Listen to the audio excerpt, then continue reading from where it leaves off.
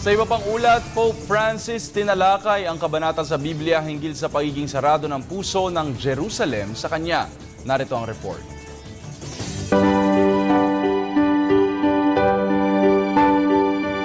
Sa kanyang sermon hinggil sa isang kabanata sa Biblia kung saan lumuha si Kristo sa hindi pagtanggap sa kanya ng Jerusalem, sinabi ni Pope Francis na natakot mismo ang Jerusalem.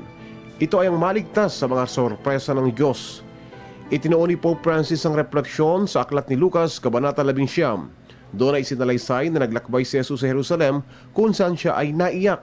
Ito ay dahil hindi batid ng mga mamamayan ng Jerusalem ang kanyang kadakilaan at nanatili ang mga ito kung ano ang meron itong mga material na bagay.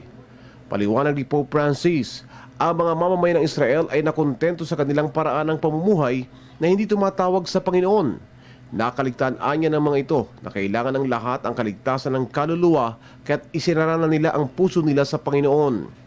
Ayon kay Pope Francis, tulad ng maraming tao, hindi nararamdaman ng mga ito ang Panginoon kapag batid nilang wala silang suliranin.